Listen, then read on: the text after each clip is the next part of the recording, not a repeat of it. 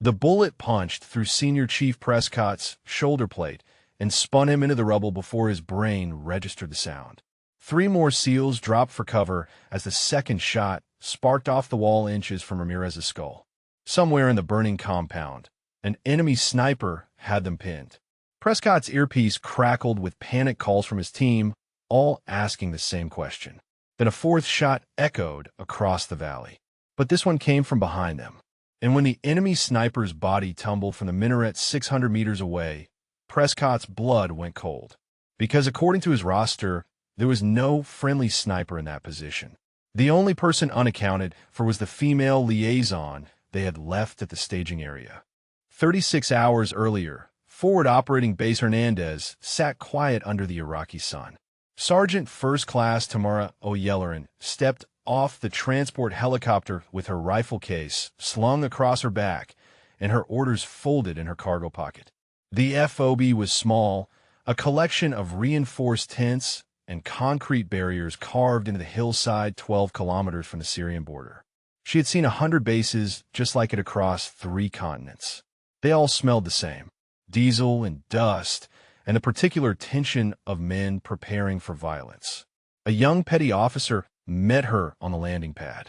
He looked at her uniform, then at her face, then back at her uniform as if trying to solve a puzzle that did not make sense.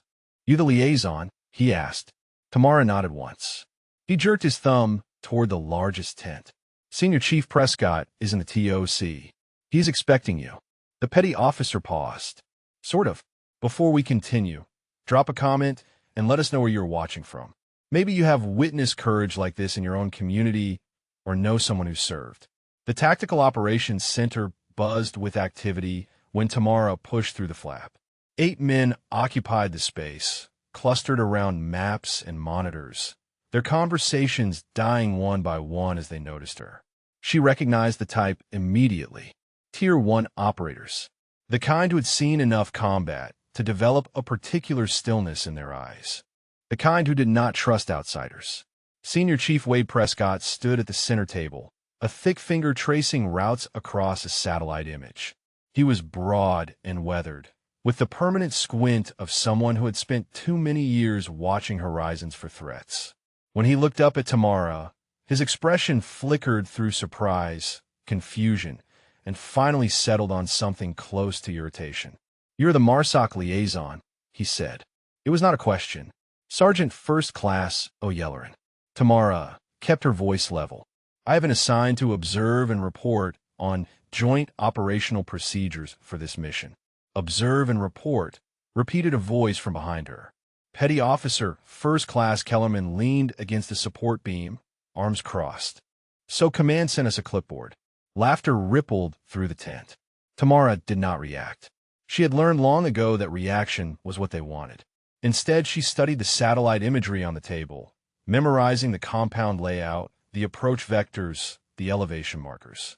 "Operation Burning Gate," Prescott said, apparently deciding to ignore her presence by addressing everyone else. "Hostage extraction in northern Syria.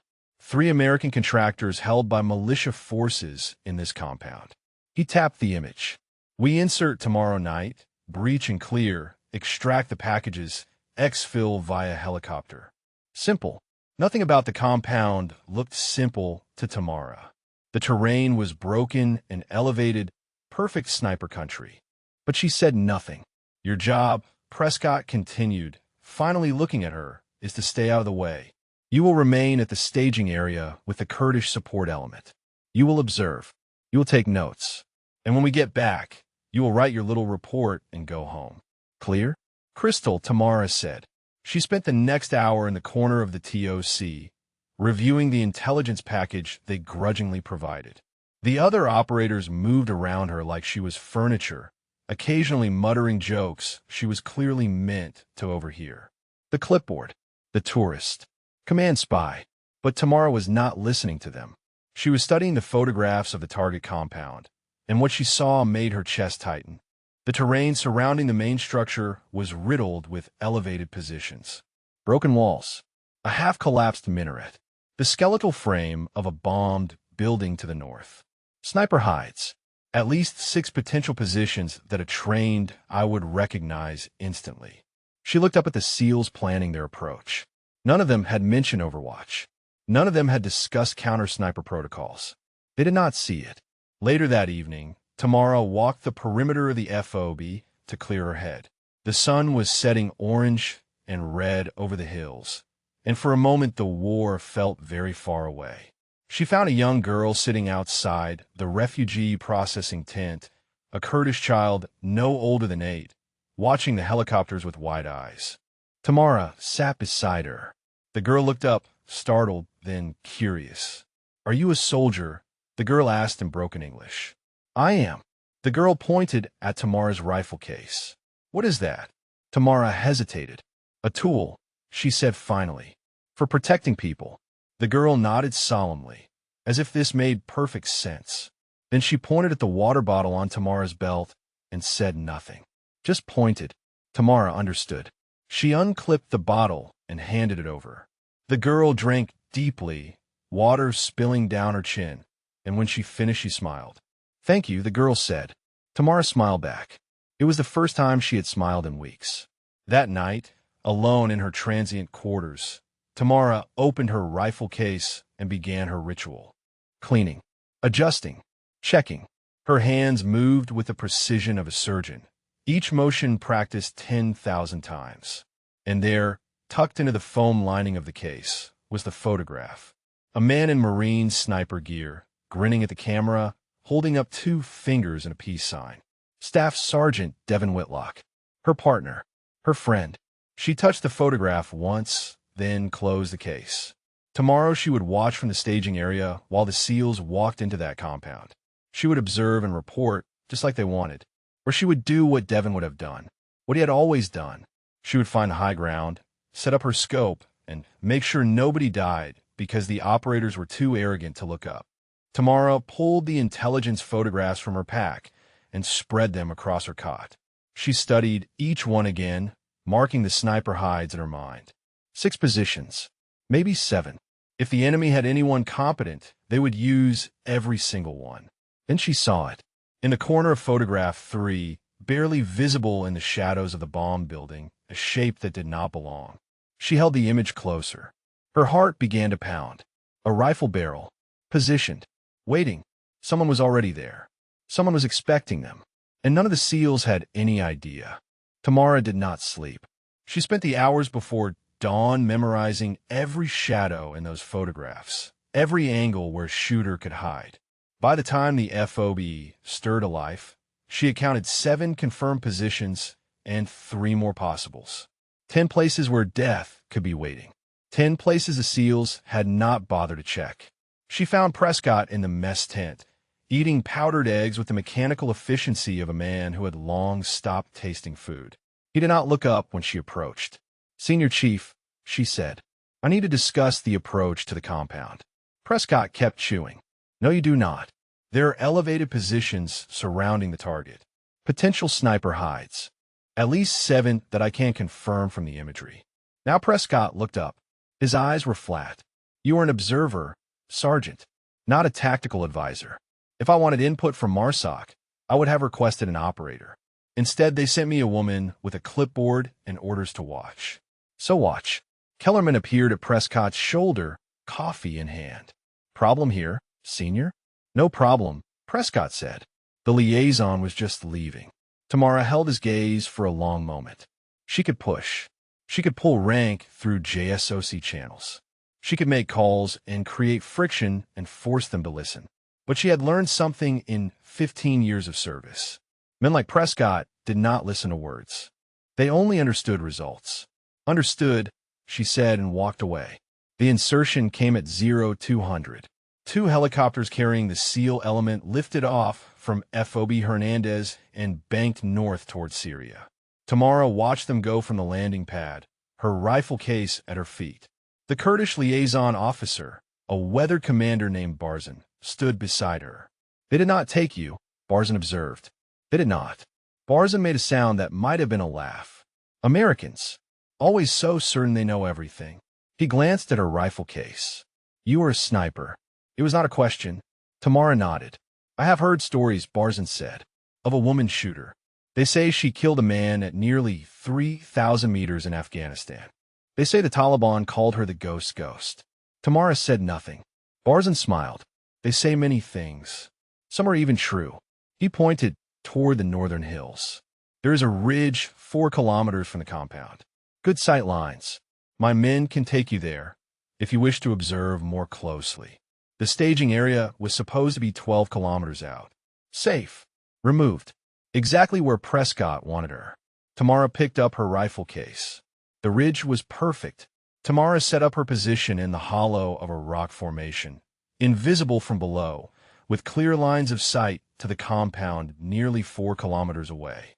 Through her scope, the target looked like a toy model, tiny buildings and tinier figures moving in the darkness. The SEALs had not yet arrived. She settled into the stillness that came before a shot. The world narrowed to breath and heartbeat and the small adjustments of muscle and bone. This was the place where she felt most herself. The place where nothing else mattered but the target and the trigger and the space between. Barzan crouched beside her, binoculars raised. My grandfather was a sniper, he said quietly. Against Saddam. He told me once that the bullet is not the weapon. The waiting is. Tamara adjusted her scope. Your grandfather was a wise man. He was killed by an airstrike in 1988. Barzan lowered his binoculars. But yes, he was wise. They waited in silence. An hour passed. Then 2. The compound remained quiet, but Tamara watched the shadows shift in those elevated positions. Something was wrong. She could feel it the way she could feel a storm coming, a pressure in her chest that had nothing to do with the altitude. Then she saw it. Movement in the bombed building to the north. A figure settling into position behind the rifle she had spotted in the photograph. Then another figure climbing the minaret. Then a third, taking cover behind a broken wall to the east. They were setting up a kill box. Tamara keyed her radio. Vanguard 6, this is Observer 1. Do you copy? Static. Vanguard 6, this is Observer 1. You have enemy snipers in elevated positions. Repeat, enemy snipers in elevated positions. Do you copy? Nothing but static. The comms were dead. Jamming, Barzan said grimly.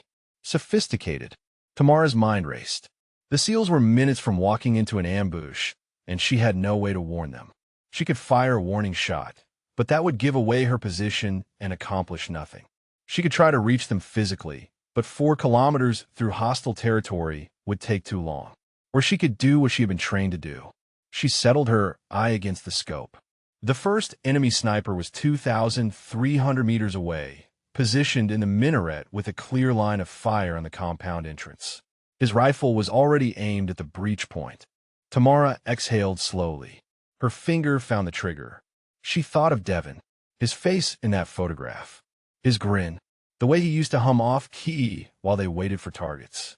The way he had died because she had hesitated for half a second too long. Because she had questioned whether the shot was clean when she should have trusted her training. She would not hesitate again.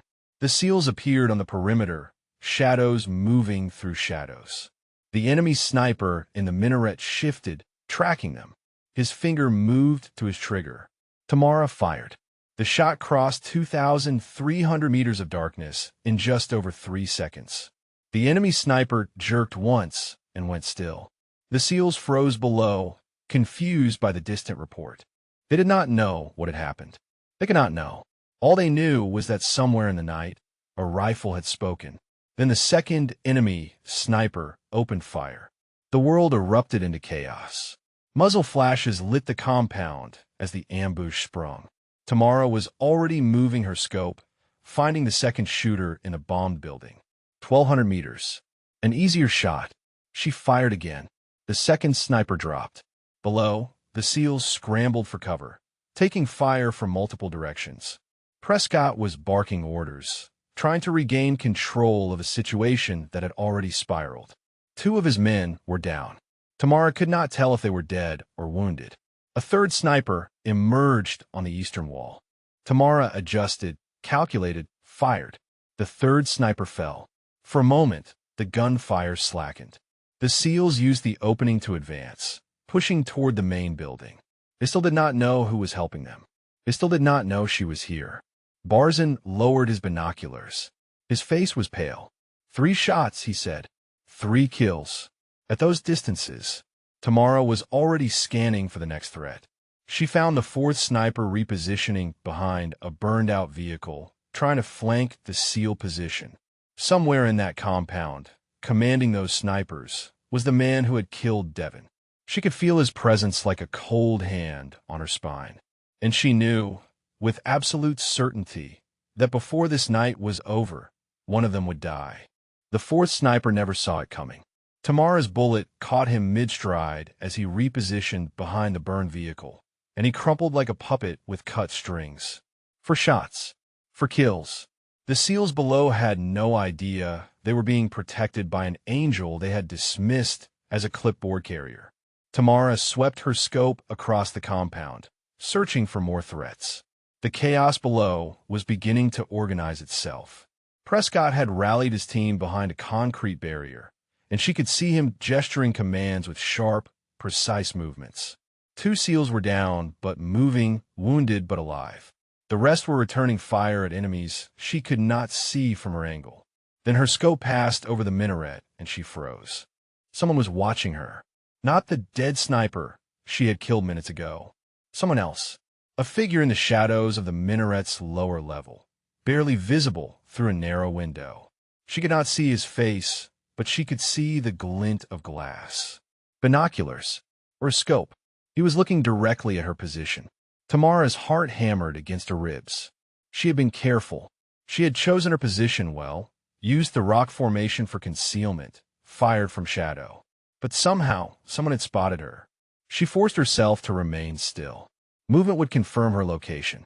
If she stayed frozen, there was a chance he would dismiss what he saw as a trick of the light. 10 seconds passed. 20. The figure in the minaret did not move. Then he raised a hand and made a gesture she could not interpret. A moment later, he disappeared into the darkness of the tower. "He knows," Barzan whispered. He saw a muzzle flash. Tamara was already calculating. The minaret was 1,700 meters away. If the figure was moving to a new position, he would emerge somewhere with a better angle on her hide. She had maybe 2 minutes before he found her. "We need to relocate," she said. They moved fast and low, abandoning the rock formation for a secondary position Tamara had identified during her initial scan. It was not as good, the angle was worse, and the cover thinner, but it was alive. The old position was now a death trap. She had barely settled into her new hide when the first shot cracked against the rocks where she had been lying 30 seconds earlier. The bullet struck with enough force to send stone fragments spraying into the air. "Close," Barzan breathed. "Too close." Whoever was hunting her knew what he was doing. The shot had come from the bombed building to the north, which meant the shooter had repositioned with terrifying speed. This was not some militia fighter with a rifle. This was a professional. Tamara scanned the bombed building through her scope. Nothing. The shooter had already moved again. A game, she realized. He was playing with her, testing her, trying to draw her out. Below, the SEALs pushed toward the main building where the hostages were being held. They were taking fire from ground-level fighters now, but the elevated threat had been neutralized. Or so they thought. Tamara knew better. There was still at least one sniper out there, and he was far more dangerous than the others. She watched Kellerman break from cover and sprint toward the building entrance. He was exposed for maybe 3 seconds. In that time, Tamara saw a flash from the bombed building, a muzzle flare in the darkness. She fired on instinct, not at the shooter, but at the space just ahead of Kellerman's path. Her bullet struck the ground at his feet, spraying dirt and stopping him cold. He dove backward, just as the enemy round passed through the space where his head had been. Kellerman scrambled behind cover, cursing and confused. He had no idea what had just happened.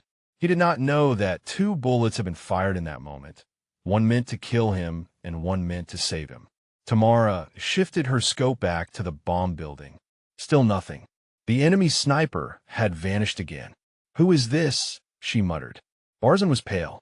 "There are stories," he said, "of a sniper the militias call Al-Shabaab. The Ghost. They say he was trained by Russians. They say he has killed more than 20 coalition soldiers. They say he cannot be seen. Tamara remembered the intelligence briefings she had studied before deployment. A high-value target.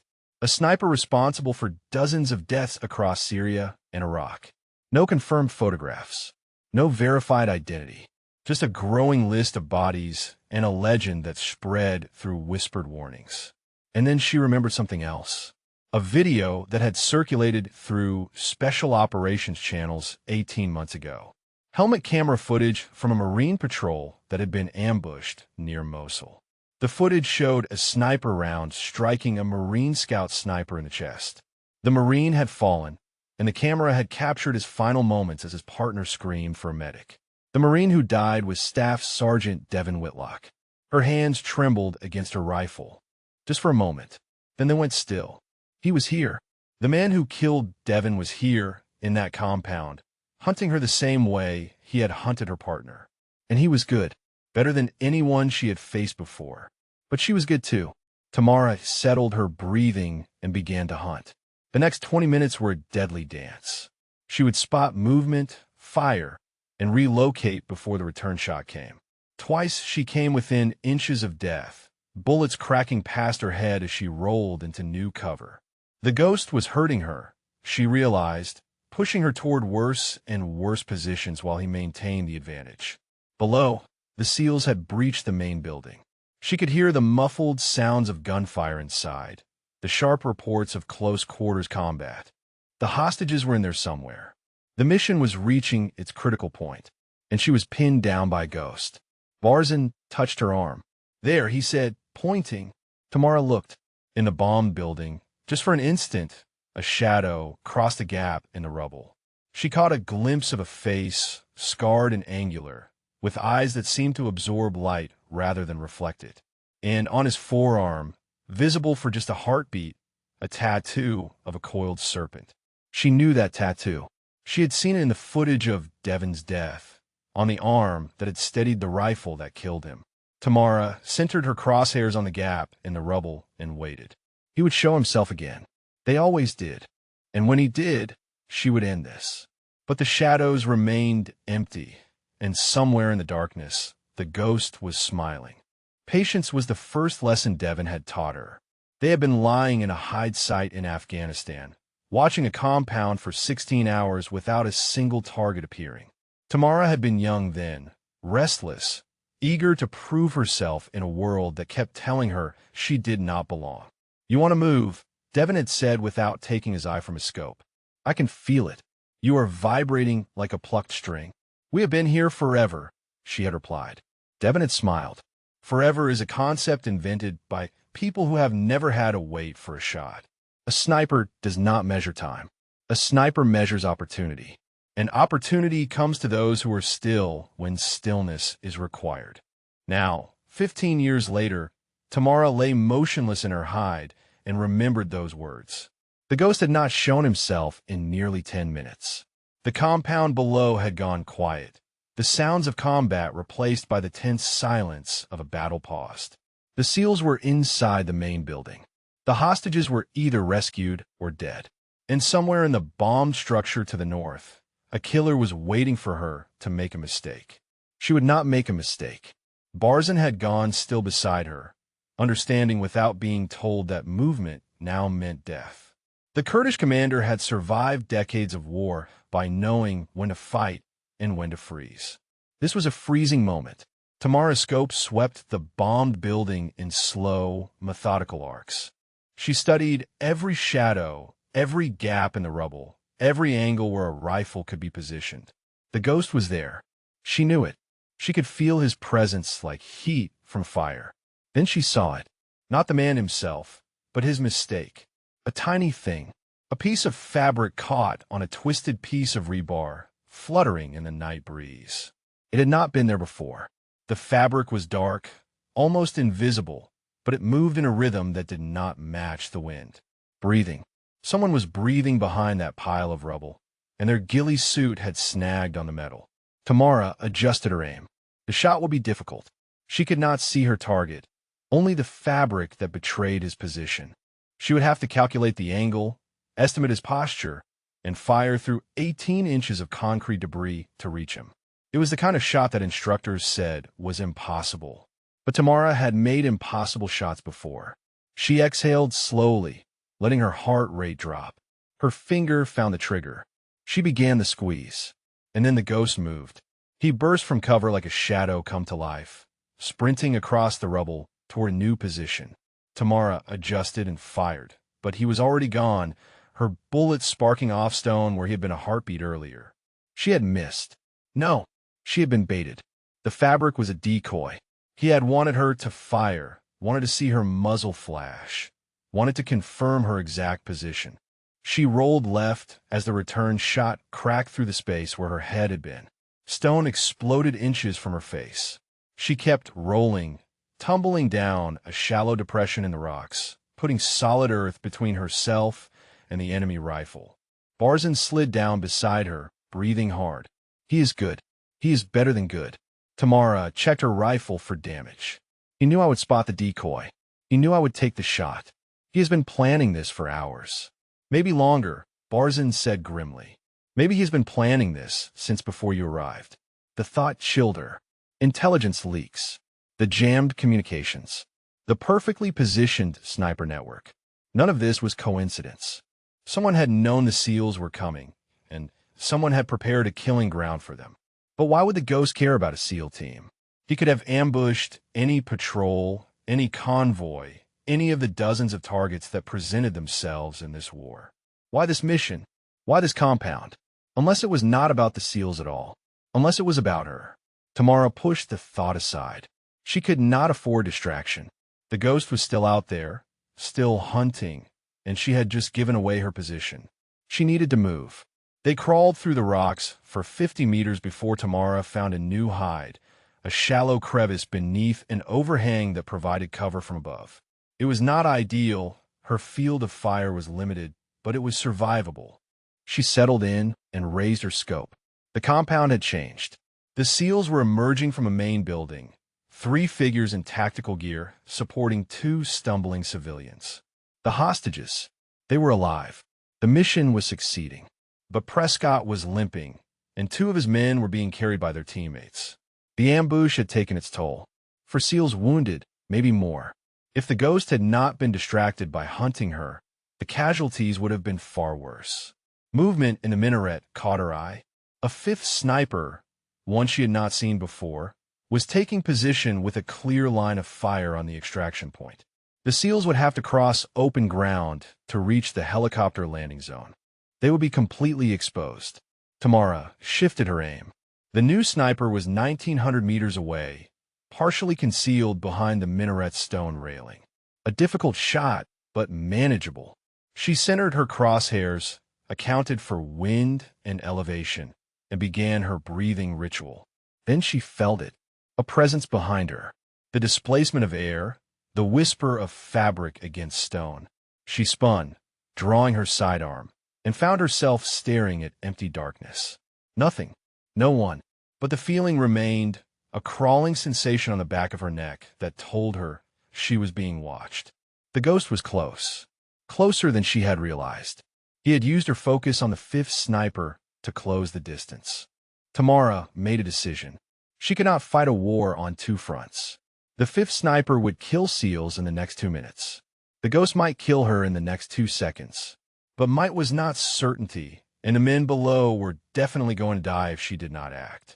She turned back to her scope, exposing her back to the darkness, and took the shot. The 5th sniper jerked and fell.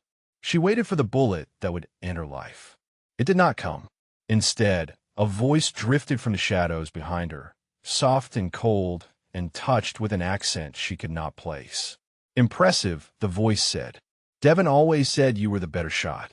Tamara froze. Her blood turned to ice. He knew Devin. He knew her. And he was close enough to speak without shouting. She turned slowly, her sidearm raised, and saw him for the first time.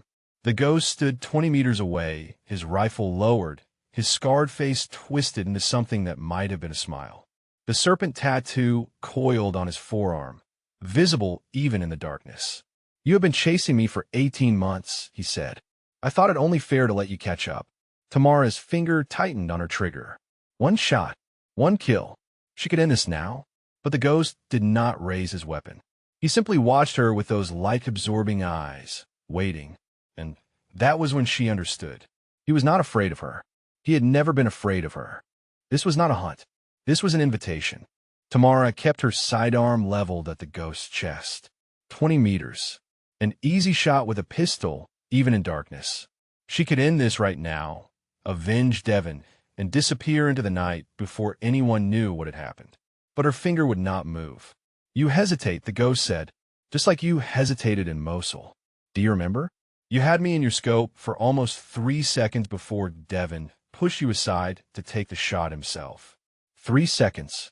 An eternity for people like us. Tamara's jaw tightened. You are lying. Am I? The ghost tilted his head, studying her like a specimen under glass. I was watching you both that day. I knew there were 2 of you. I saw Devon move to correct your mistake. That is why I shot him and not you. He was the threat. You were just the hesitation. The words hit her like physical blows. She had never told anyone about those 3 seconds. The official report said Devon had been the primary shooter that she had been spotting. No one knew she had frozen. No one knew Devon had died because she could not pull the trigger. No one except the man who had killed him. How do you know my name? She demanded. I know everything about you, Tamara. The ghost took a step closer. I know you grew up in Houston. I know your parents wanted you to be a doctor. I know you enlisted because you wanted to prove something, though I suspect even you do not fully understand what. I know you completed Scout sniper training when they said women could not. I know you have 47 confirmed kills across 4 theaters of operation. And I know you have been hunting me since the day Devon died in your arms. Tamara's hand trembled. She steadied it through sheer will. Who told you these things? Does it matter? The ghost spread his hands, a gesture almost like surrender. We're the same, you and I. We see what others cannot. We reach out across impossible distances and touch lives. In them, the only difference is the flag we serve. And flags are such temporary things. Below, in the compound, she could hear the SEALs calling for extraction. The mission was ending. She was running out of time. Why'd you let me get this close? She asked. You could have killed me 3 times tonight. For actually, the ghost smiled, and the expression transformed his scarred face into something almost human. But killing you was never the point. I wanted to meet you, the woman who would not stop hunting. The woman Devon believed in more than he believed in himself. He talked about me. In the end, the ghost's smile faded. When I gave him the choice between a quick death and a slow one, he chose slow. He used the time to talk about you, how you would come for me, how you would never stop. He died believing you would succeed where he failed. Tamara felt tears burning in her eyes. She refused to let them fall. He was right, she said. I will kill you. Perhaps. The ghost glanced toward the compound. But not tonight. Tonight you have a choice to make. The SEALs are extracting. In approximately 4 minutes, a helicopter will arrive at the landing zone. You could be on that helicopter, or you can stay here and try to finish what Devon started. But I should warn you, if you stay, you will discover that I still have 1 sniper in position, and he is aimed at your senior chief, Prescott. Tamara's blood went cold. You are bluffing, am I? The ghost began backing away, melting into the shadows. I suppose you will have to decide. Chase me and let Prescott die. Save Prescott and let me disappear. The choice that defines you, Tamara. The choice that will tell us both who you really are. He was gone before she could respond, swallowed by the darkness as completely as if he had never existed. Tamara stood frozen for a heartbeat. Then, too, her mind raced through possibilities. He could be lying. There might be no 6th sniper. This could all be a game to ensure his escape. But if he was telling the truth, Prescott would die. The man who had dismissed her, mocked her, left her behind. The man who had no idea she had saved his team a dozen times tonight. She thought of Devon. What would he do? The answer came immediately. Devon would save the life. Devon always saved the life. That was why he had pushed her aside in Mosul. That was why he had taken the bullet meant for her. Tamara turned away from the shadows where the ghost had vanished and sprinted toward the compound. She covered the distance in minutes, her lungs burning and her legs screaming. The helicopter was already approaching, its rotors beating the air into submission. The SEALs were gathered at the landing zone, a cluster of wounded men and rescued hostages waiting for salvation. Tamara dropped to one knee at the edge of the perimeter and raised her scope. She scanned the elevated positions, searching for the sixth sniper. Nothing in the minaret, nothing in the bomb building, nothing on the walls. There, a glint of metal in a position she had not considered. A drainage pipe jutting from the hillside 300 meters east, wide enough for a man to crawl inside, with a perfect line of fire on the landing zone. The barrel of a rifle protruded from the darkness within. Tamara calculated. 300 meters. Narrow target. The sniper was protected by the pipe itself. Only his rifle and perhaps his eye visible. She would have to thread her bullet through an opening no wider than a dinner plate. The helicopter touched down. The SEALs began moving toward it. Prescott was in the open. The enemy rifle shifted, tracking him. Tamara fired. Her bullet entered the drainage pipe and found its target. The enemy rifle jerked once, then went still. Prescott stumbled as something whipped past his ear, close enough to feel the wind of its passage. He spun, searching for the source of the near miss, and saw nothing.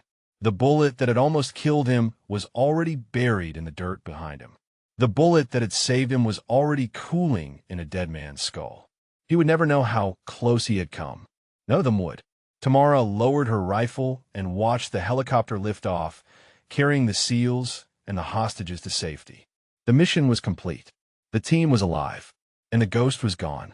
She sat in the darkness for a long time, listening to the silence that followed violence. Barzan found her there an hour later, still staring at the empty compound. He escaped, Barzan said. It was not a question. Tamara nodded. You saved him anyway. The men who mocked you. The men who left you behind. Yes. Barzan sat beside her. My grandfather would have liked you, he said. He believed that the measure of a warrior was not the enemies they killed, but the friends they protected. Tamara thought of Devon, of his smile in the photograph, of his voice telling her to be patient, to be still, to wait for opportunity. She had let the ghost escape. She had chosen lives over vengeance. And somehow, despite everything, that felt like exactly what Devon would have wanted. But the hunt was not over. The ghost had made a mistake tonight. He had shown his face. He had revealed that he knew her, that someone was feeding him information. Tamara would find that leak. She would trace it to its source. And then she would finish what Devon started. The ghost wanted a game. She would give him one. The helicopter had been gone for 3 hours when Tamara and Barzan finally made it back to FOB Hernandez. Dawn was breaking over the hills, painting the sky in shades of orange and red that seemed wrong after so much darkness. The base was chaos when they arrived, medics rushing between tents, officers shouting into radios, the controlled pandemonium of a mission gone sideways. Tamara slipped through the confusion unnoticed. No one was looking for the liaison who had been left behind. No one knew she had ever left the staging area. She found a quiet corner behind the communications tent and began to think. The ghost knew her name. He knew her history. He knew details that were not in any official file, things only someone close to her would know. Devon had talked about her in his final moments. Yes, but the ghost had known things before that. He had known she would be on this mission. He had prepared specifically for her. Someone in coalition intelligence was feeding him information. The thought made her sick. Somewhere in the chain of command, in the web of officers and analysts and support staff who made operations like this possible, there was a traitor, someone who had set up the SEALs to die, someone who had told the ghost exactly where to find her. Tamara pulled out the intelligence package she had been given before the mission. She studied every page, every photograph, every scrap of information. The compound layout, the militia strength estimates, the hostage locations. Everything had been accurate except for one detail. The sniper positions. The intelligence had made no mention of elevated threats. No warning about potential ambush points. Every other detail had been precise, almost too precise, but the one thing that would have saved SEAL lives had been deliberately omitted. Someone had edited the intelligence before it reached the team. She needed access to the original reports, the raw data before it was processed and distributed. That meant the intelligence officer who had prepared the package. Lieutenant Commander Sarah Vance was a thin woman with sharp eyes and a perpetual frown. She ran the FOB's intelligence section from a cramped office in the main building, surrounded by monitors and maps and the constant hum of encrypted communications. When Tamara entered, Vance looked up with an expression of mild irritation. "The liaison," Vance said. "I heard you stayed at the staging area during the operation." "I did." "Then why are you in my office?" Tamara closed the door behind her. "I need to see the original intelligence on the target compound. The raw satellite imagery before it was processed." Vance's frown deepened. "That is above your clearance level. I am attached to JSOC. Nothing is above my clearance level." For a long moment, the two women stared at each other. Tamara could see the calculation happening behind Vance's eyes. The weighing of risks and benefits, the assessment of how much trouble this request could cause. Finally, Vance turned to her computer. "What exactly are you looking for?" "Elevated positions around the compound." The processed intelligence showed none. "I want to know if the original data was the same." Vance typed for a moment, then pulled up a satellite image. Tamara leaned closer, studying the photograph. It was the same compound, but the resolution was higher, the details sharper. And there, clearly visible in the unprocessed image, were the sniper positions she had identified from the ground. The minaret, the bomb building, the drainage pipe, all of them visible to anyone who knew what to look for. "Someone removed these from the final package," Tamara said. Vance's face went pale. "That is impossible. I personally reviewed every image before distribution." "Then someone accessed the files after you reviewed them." Vance shook her head. "The system logs every access. No one could have changed anything without leaving a trail." "Then check the logs." Vance typed again, her fingers moving faster now. The screen filled with data, timestamps and usernames and access codes. Tamara watched the intelligence officer's expression shift from confusion to disbelief to something that looked very much like fear. "This cannot be right," Vance whispered. "What is it?" Vance pointed at the screen. "Someone accessed the intelligence package 6 hours before distribution. They used my credentials. They made changes to 6 different files, removing all references to elevated threat positions. But you did not make those changes." "No." Vance looked up at her with haunted eyes. "Someone cloned my access. Someone inside this base has been feeding information to the enemy." The revelation hit Tamara like a physical blow. She had suspected a leak, but hearing it confirmed made it real in a way that suspicion never could. Someone on this base had tried to get the SEALs killed. Someone had deliberately set up an ambush that should have been a massacre. "Who has access to your credentials?" Tamara asked. Vance shook her head. "No one. I keep them secure. The only way someone could have cloned them is if they had direct access to my workstation when I was not here." "When were you away from your office in the past 48 hours? Vance thought for a moment. "Yesterday afternoon. There was a briefing in the main tent. Everyone was required to attend. I was gone for maybe 2 hours. 2 hours was more than enough time." Tamara's mind raced through possibilities. The traitor had to be someone with technical skills, someone who understood intelligence systems, someone who had a reason to want the SEALs dead or the ghost protected, or someone who wanted her dead. She thought about the ghost's words, the way he had known her history, the way he had prepared specifically for her arrival. This was not just about the SEALs. This was personal. "I need a list," Tamara said. "Everyone on this base who has the technical capability to clone your access. Everyone who was not at that briefing. Everyone who arrived in the past 2 weeks." Vance nodded slowly. "I can get you that list. But Sergeant, if there really is a traitor on this base, they will know you are looking for them. They will know you are getting close." Tamara thought of Devon, of the 3 seconds she had hesitated in Mosul, of all the ways her life had been shaped by that single moment of doubt. She was done hesitating. "Let them know," she said. "Let them come." 2 hours later, she had a list of 7 names. 7 people who met the criteria. 7 potential traitors. One of them had tried to kill her tonight. One of them was working with a ghost. And one of them had just requested a private meeting with Senior Chief Prescott in the ammunition depot. Tamara checked her sidearm and started moving. The ammunition depot sat at the far edge of FOB Hernandez, a reinforced bunker half buried in the hillside. It was the kind of place where sounds did not carry, the kind of place where things could happen without witnesses. Tamara approached from the east, using the morning shadows for cover. She could see Prescott's silhouette through the depot's narrow window, his broad shoulders unmistakable even in the dim light. He was alone, waiting. The person who had requested the meeting was nowhere in sight. She circled the building, checking sight lines and exits. One door in the front, one emergency hatch in the rear. No other way in or out. If someone wanted to trap Prescott, this was the perfect location. A figure emerged from behind the supply tents to the north. Tamara pressed herself against the depot wall and watched.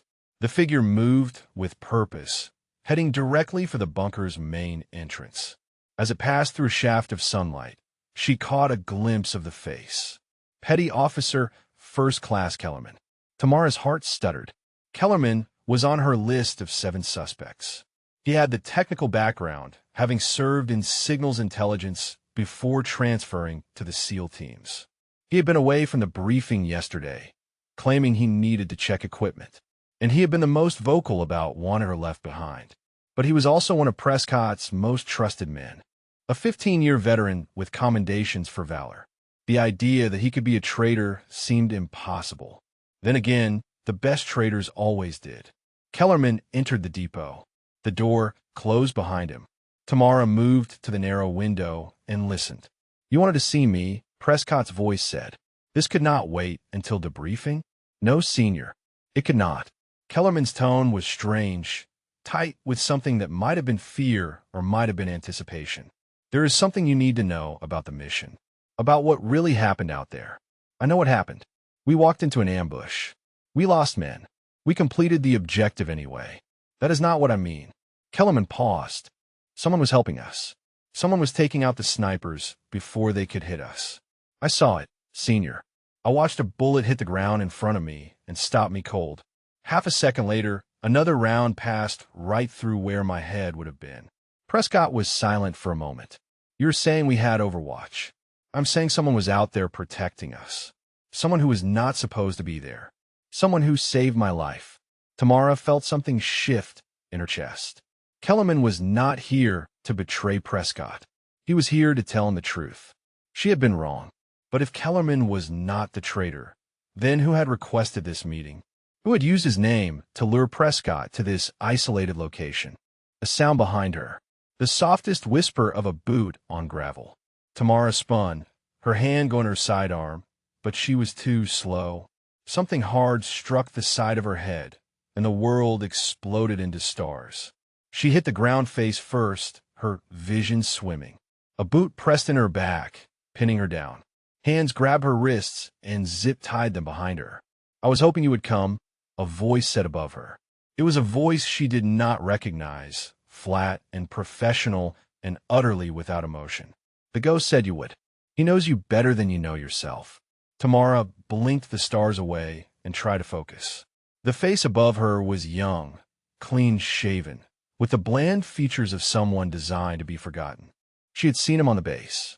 One of the communications technicians. A nobody. The perfect cover. "You are the leak," she managed. "I prefer the term liaison." The technician smiled without warmth. "I connect people who need to be connected." The ghost needed access to coalition intelligence. I provided it. He needed to know when you would be deployed. I told him. A mutually beneficial arrangement. "Why?" The technician's smile widened. "Why does anyone do anything in war? Money, ideology, revenge. Take your pick. The reasons do not matter. What matters is that you are here, alone, and no one knows where you are." He pulled a knife from his belt.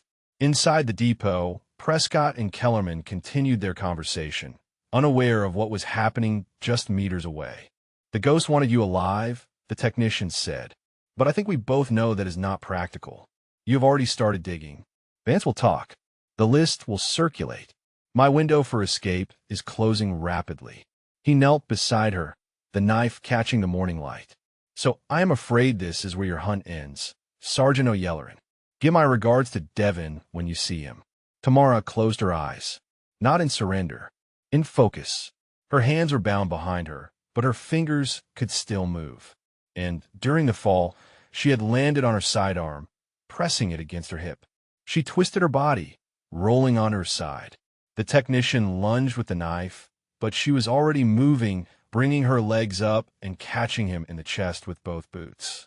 He stumbled backward, off balance.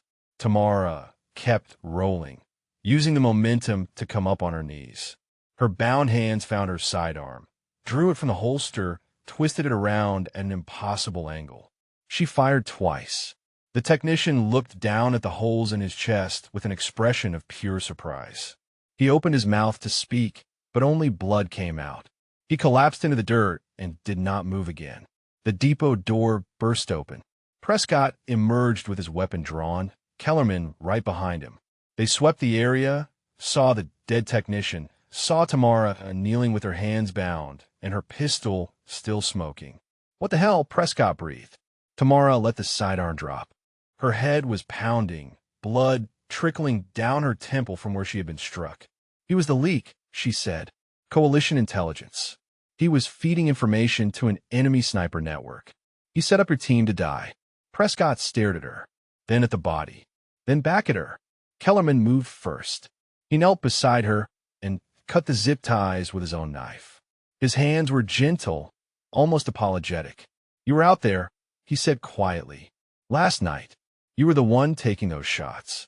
Tamara met his eyes. She saw no mockery there anymore, only something that looked very much like respect. "Yes," she said. Prescott had not moved.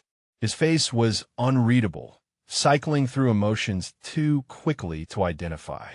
Finally, he holstered his weapon and took a step toward her. "You disobeyed orders," he said. "Yes." "You left the staging area without authorization." "Yes." "You engaged enemy combatants without coordination with my team." Tamara lifted her chin. "Yes, Senior Chief. I did all those things. And if I had not, you and your men would be dead." The silence stretched between them. Tamara could hear her own heartbeat, could feel the weight of the moment pressing down on her. Then Prescott extended his hand. "Senior Chief Wade Prescott," he said. "I do not believe we have been properly introduced." Tamara looked at his hand for a long moment. Then she took it. "Sergeant First Class Tamara O'Yelleran, Marine Scout Sniper. The woman who just saved your life." For the first time since she had arrived at FOB Hernandez, Prescott smiled. "Yeah," he said. "I'm starting to figure that out." The medic finished cleaning the gash on Tamara's temple and applied a butterfly bandage with practiced efficiency. She barely felt it. Her mind was already elsewhere, racing through possibilities and implications. The traitor was dead. The intelligence leak was sealed. But the ghost was still out there, and now he had lost his source inside coalition operations. That made him dangerous in a different way. Unpredictable. Prescott entered the medical tent with Kellerman close behind. Both men looked like they had aged 5 years in the past hour. The revelation about the technician had shaken them in ways they were still processing. "We need to talk," Prescott said. Tamara nodded and dismissed the medic with a glance. Prescott pulled up a chair and sat across from her. His posture was different now, the arrogance stripped away, replaced by something more cautious, more respectful. "Tell me everything," he said, "from the beginning." So she did.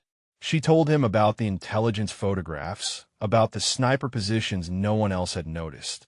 She told him about disobeying orders and moving to the Overwatch position with Barzan.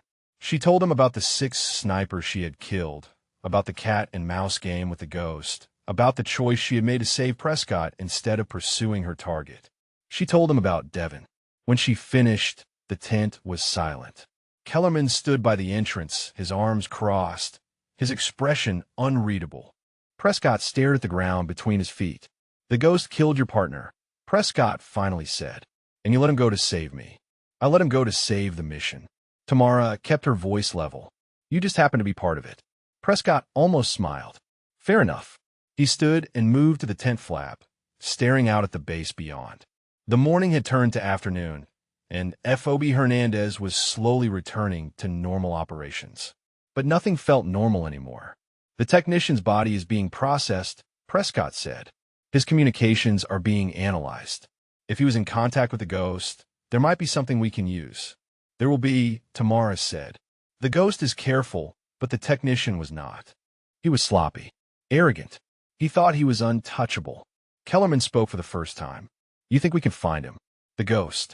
I know we can. Tamara stood, ignoring the throb in her head. He made a mistake last night. He showed himself to me. He talked to me. He wanted me to know who he was. Why would he do that? Prescott asked. Because he is playing a game. Tamara moved to stand beside Prescott, looking out at the same view. He has been hunting coalition forces for years. Killing from the shadows. Never seen, never caught. It became boring for him. He needed a challenge. And you are the challenge. I'm the only one who ever came close to killing him. The only one who survived an encounter with him. He sees me as a worthy opponent. Kellerman shook his head. That is insane. Tamara turned to look at him. Yes, it is. But it is also a weakness. He is so focused on our game that he is making mistakes. The technician, showing his face, revealing that he knew Devon. Every piece of information is a thread I can pull. A young ensign appeared at the tent entrance, slightly out of breath. Senior Chief, she said, we found something. In the technician's quarters. The technician's room was small and sparse, barely more than a cot and a footlocker. Military police had already torn it apart, and the contents were spread across the floor in organized piles. Communications equipment, encrypted hard drives, maps, and photographs. Tamara knelt beside the pile of images and began sorting through them. Most were satellite imagery, the same compounds and locations she had seen in dozens of intelligence briefings. But at the bottom of the stack, she found something different. Photographs of her. Tamara at Fort Bragg, walking between buildings. Tamara in Afghanistan, climbing into a helicopter. Tamara at Devon's funeral, standing at attention in her dress blues while they folded the flag. Someone had been watching her for years. He has been planning this, she said quietly. This was never about the SEALs. This was never about the hostages. This was about drawing me out. Prescott looked at the photographs, his jaw tight. How long? At least 2 years. Maybe longer.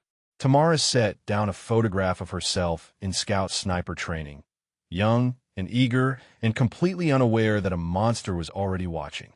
He killed Devon to hurt me. He set up this entire operation to get me into the field. Everything that happened last night was designed to bring us face to face. But why? Kellerman demanded. Why go through all this trouble for one person? Tamara thought about the ghost's words in the darkness, about the way he had talked about snipers as gods, about the light in his eyes when he looked at her. Because I am the only thing that makes him feel alive, she said. He has been killing for so long that it means nothing to him anymore. The challenge is gone. The thrill is gone. Until me. She stood, still holding the photograph from Devon's funeral. He wants a final battle. A confrontation between equals. He has been building toward it for years, and now he is ready. Ready for what? Prescott asked. Tamara looked at him. For me to come and find him. For us to finish what we started. One of us walks away. The other does not. The tent went silent. Kellerman and Prescott exchanged glances. That is suicide, Kellerman said. Maybe. Tamara set down the photograph. But it is also the only way to stop him. He will keep killing. He will keep manipulating intelligence. He will keep setting traps until he gets what he wants. Unless I give it to him. Prescott shook his head. I cannot authorize a solo operation against a high-value target based on personal vendetta. Then do not authorize it. Tamara met his eyes. I'm not asking for permission, Senior Chief. I'm telling you what is going to happen. The ghost is out there, and he is waiting for me. I can either go to him on my terms, or I can wait for him to come to me on his. And if you fail, then you will have one less liaison to worry about. She moved toward the door, then stopped. But I will not fail. I have been training for this moment my entire life. I just did not know it until now. Prescott studied her for a long moment. Then he reached into his pocket and pulled out a small device. A tracking beacon, no larger than a button. You go alone, he said, but you do not go unsupported. If you get in trouble, you activate this. We will come. Tamara took the beacon. She understood what he was offering. Not permission. Trust. Thank you, she said. Prescott nodded. Go kill that son of a bitch.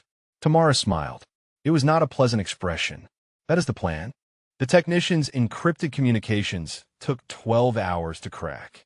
When the analysts finally broke through, they found a single set of coordinates repeated in 17 different messages.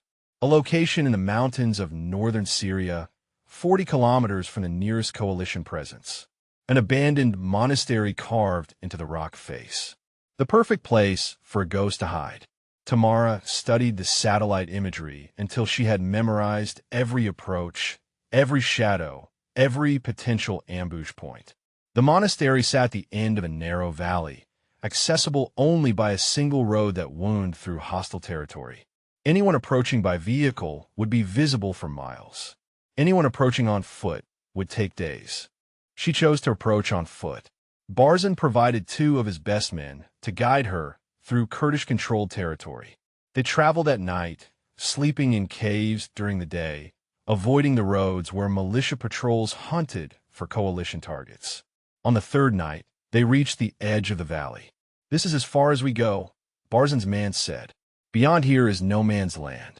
Even the militias avoided. Tamara nodded. She had expected as much. "Thank you. Get back safely." The Kurd hesitated. "My commander wanted me to tell you something. He said you remind him of his grandfather. He said that is the highest compliment he knows." Tamara felt a warmth in her chest despite the cold mountain air. "Tell him I am honored." Then she was alone. The valley stretched before her, silver and black under the starlight. The monastery was invisible from this distance, hidden somewhere in the cliffs at the far end. Between here and there lay 5 kilometers of open ground, exposed and deadly. The ghost would be watching. He would have sensors, tripwires, observation points. He had been preparing for this moment as long as she had. But Tamara had something he did not expect. She had patience. She found a hide site in the rocks at the valley's edge and settled in to wait. Not hours, days. She watched the valley through her scope, cataloging every movement, every shadow that shifted wrong, every bird that startled for no visible reason. On the 2nd day, she spotted the first camera, a tiny device mounted on a rock outcropping. Its lens pointed at the valley floor. She marked its position and kept scanning. By the 4th day, she had identified 11 cameras, 3 motion sensors, and 2 positions where a sniper could cover the approach. The ghost had built a fortress of observation around his lair. But he had made one mistake. The cameras all pointed outward toward the valley. None of them covered the cliffs above the monastery. On the 5th night, Tamara began to climb. The rock face was treacherous, loose stone and crumbling handholds that threatened to give way with every movement. She climbed in absolute silence, testing each grip before committing her weight, moving inches at a time through the darkness. The monastery was 300 meters below when dawn began to lighten the eastern sky. She found a crevice in the cliff and wedged herself inside, invisible from above and below. Then she raised her scope and looked down at the place where the ghost waited. The monastery was larger than the satellite imagery suggested. A complex of buildings carved directly into the mountain, connected by covered walkways and narrow stairs. Most of it was ancient and crumbling, but one section showed signs of recent habitation. Fresh mortar around a doorway, glass and windows that should have been empty for centuries. And there, on a balcony overlooking the valley, a figure in a ghillie suit watching the same approach she had spent 4 days studying. The ghost. The range was 217 meters. An easy shot. She could end this right now. Put a bullet through his skull before he ever knew she was there. But something held her back. A feeling in her gut that this was too easy. That the ghost would not expose himself so carelessly after all his careful preparation. She watched him for an hour. He did not move, did not shift position, did not raise binoculars or adjust his rifle. A decoy, just like before. Tamara swept her scope across the monastery, searching for the real threat. She found him on the 3rd pass. A flicker of movement in a darkened window 2 levels below the balcony. A face watching not the valley, but the cliffs above. Watching for her. Their eyes met through the glass. Even at this distance, she could see his smile. Then he raised a radio to his lips. The cliff face exploded. Tamara threw herself sideways as the rocks around her shattered. Explosive charges buried in the stone, detonating in a cascade that tore the mountainside apart. She fell, tumbling through the air, grasping a stone that crumbled in her hands. She hit a ledge 20 meters down, the impact driving the breath from her lungs. Pain lanced through her ribs, her shoulder, her skull. But she was alive. Above her, the explosions continued, sealing off her climb route. Below her, the monastery waited. She had walked into his trap. Again, but this time she was not running. Tamara checked her rifle. Still intact. She checked her sidearm. Still holstered. She checked the beacon in her pocket. Still transmitting. Then she looked down at the monastery and began planning her descent. The ghost wanted a final confrontation. He wanted to face her in his domain, on his terms, with every advantage in his favor. She would give him his confrontation, but the terms would be hers. She keyed her radio, broadcasting on the open channel she knew he was monitoring. "Nice trick," she said. Devon would have seen it coming. Static. Then his voice, soft and amused. Devon did see it coming. That is why he died first. The ghost paused. "Welcome to my home, Tamara. I have been waiting so long for this."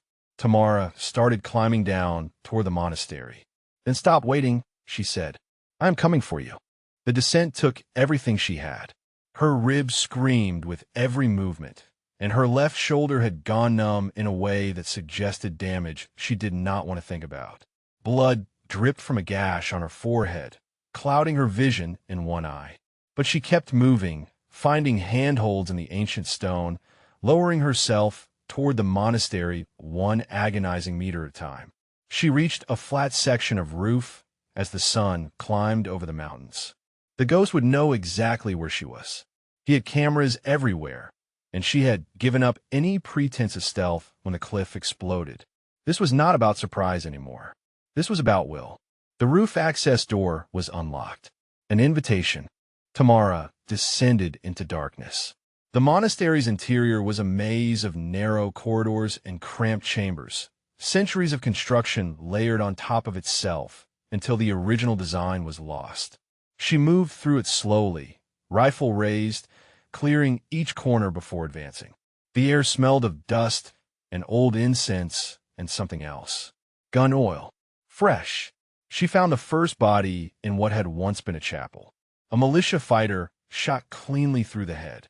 Then another in the corridor beyond. Then 3 more in a larger chamber. The ghost had been cleaning house, eliminating anyone who might interfere with their final meeting. His voice echoed through the stone halls, sourceless and everywhere at once. "Do you like what I have done with the place? 5 years of preparation. Every angle calculated. Every contingency planned. I knew you would come through the cliffs. I knew you would spot the decoy.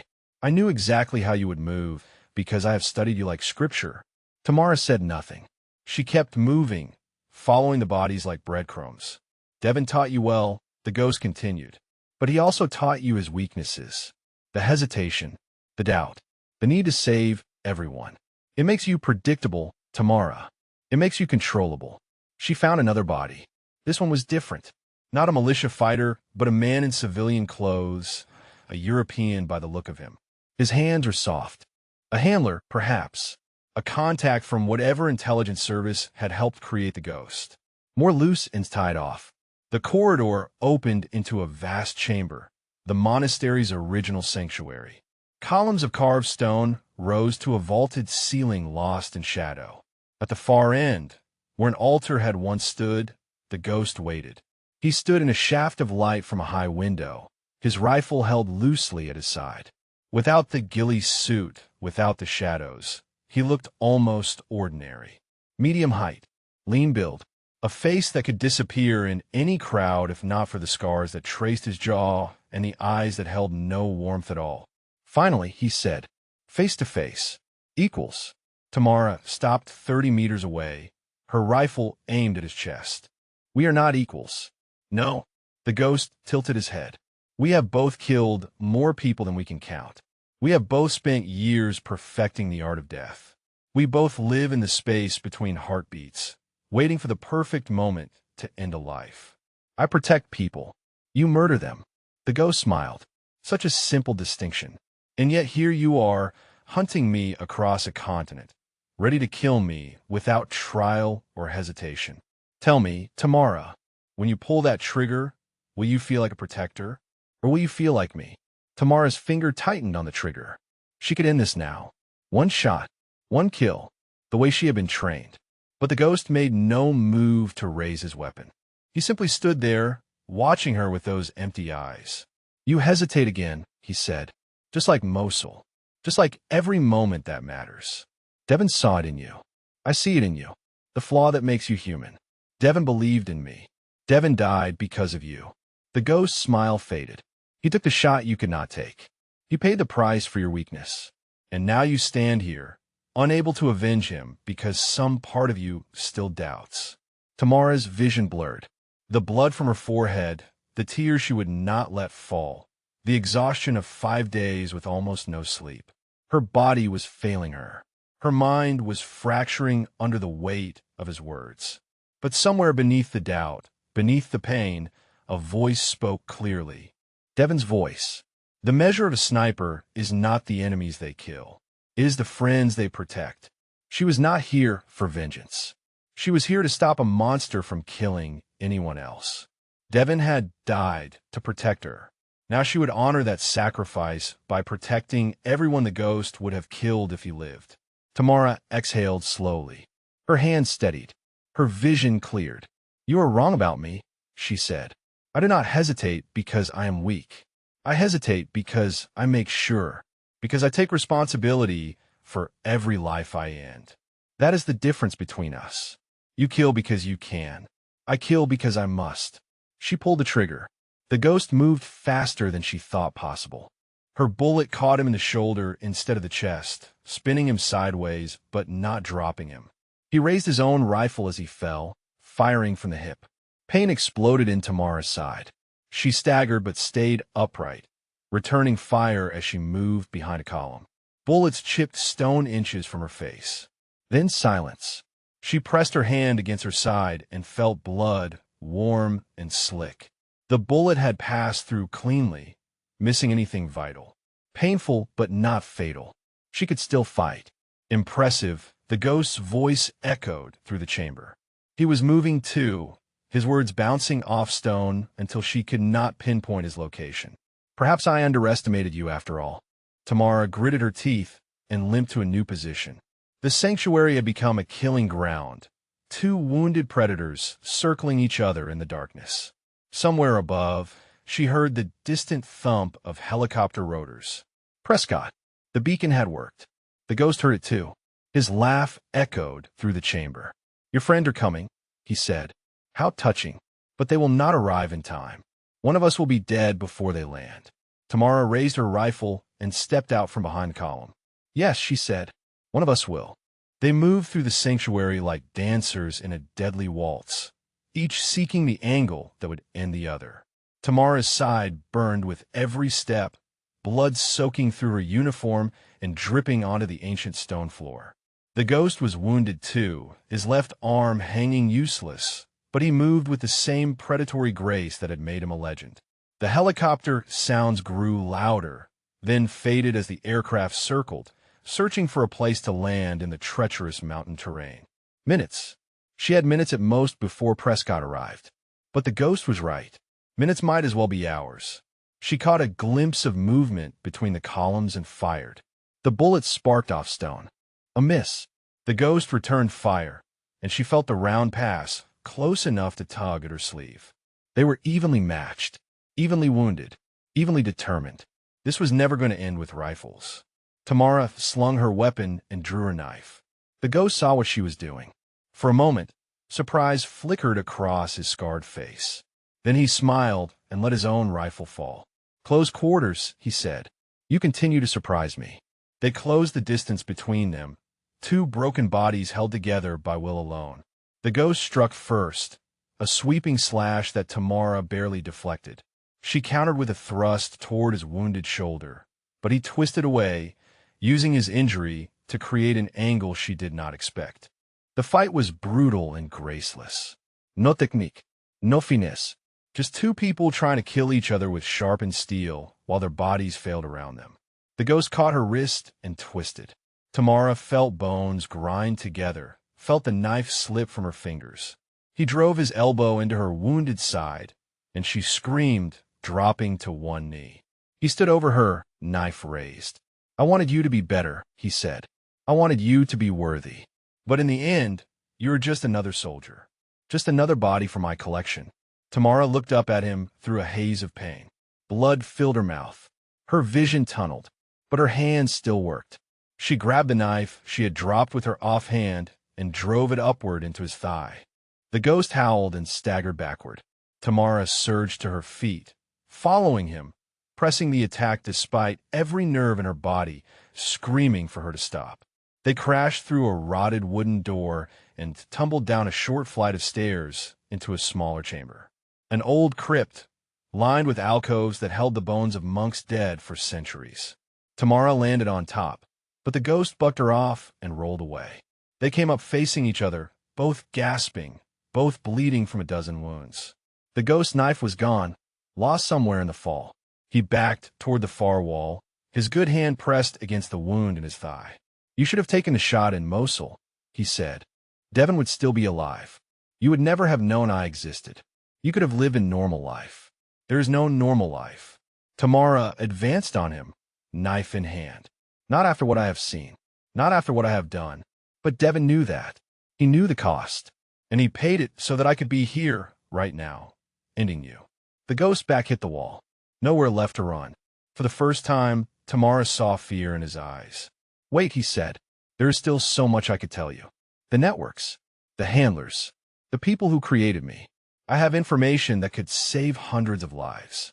Tamara stopped. The knife trembled in her hand. The ghost saw her hesitation and pressed forward. They wanted a weapon, and they built one. I know their names. I know their locations. Kill me, and that knowledge dies with me. It was a good argument. Logical. Strategic. The kind of argument that Command would want her to consider.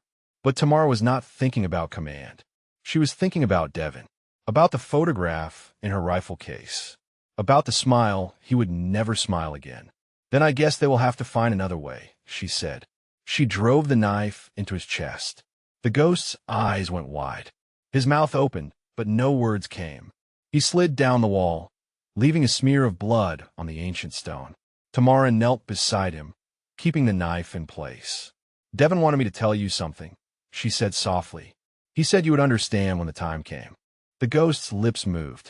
What? Tamara leaned close. He said the bullet is not the weapon. The waiting is. Understanding flickered in the ghost's eyes. Then the light faded, and he was gone.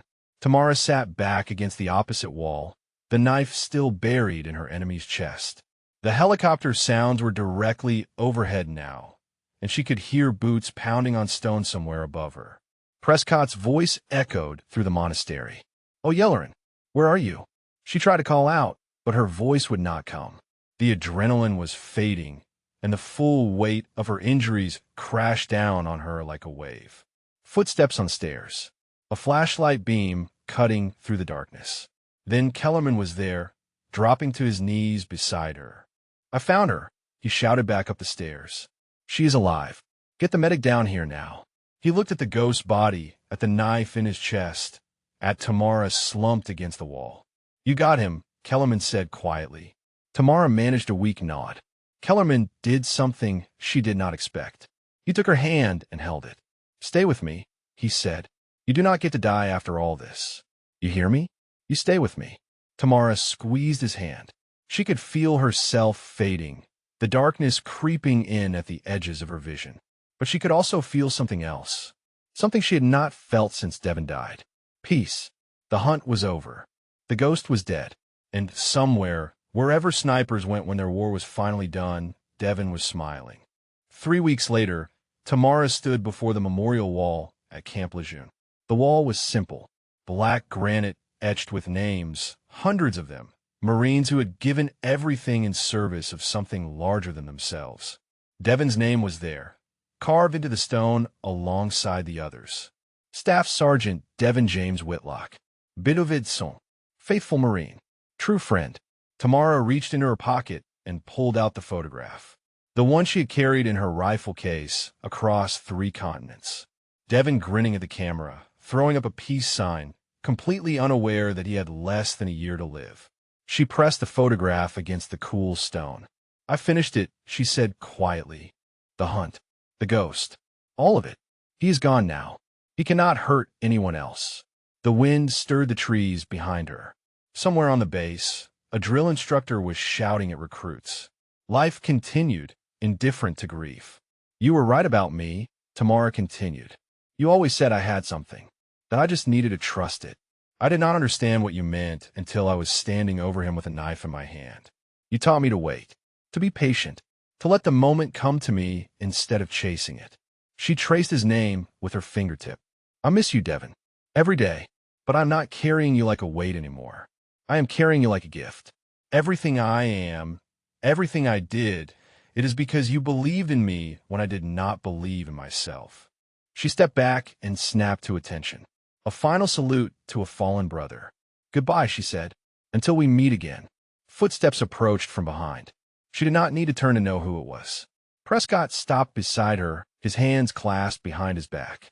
He looked at the wall, at Devin's name, at the photograph Tamara had left against the stone. "Good man," Prescott said. "The best."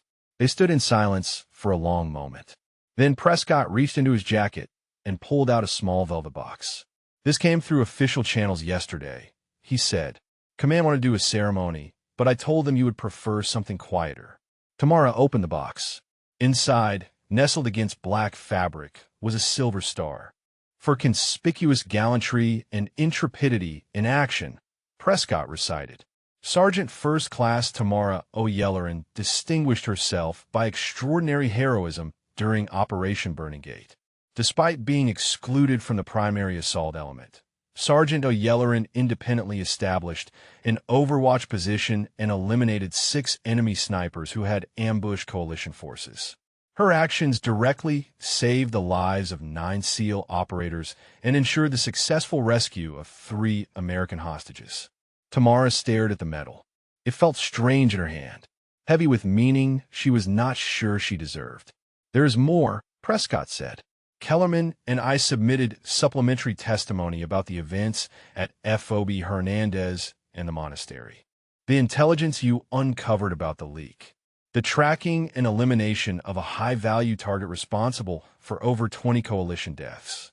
What does that mean?" "It means you are being considered for a position with JSOC. Full operator status. No more liaison assignments.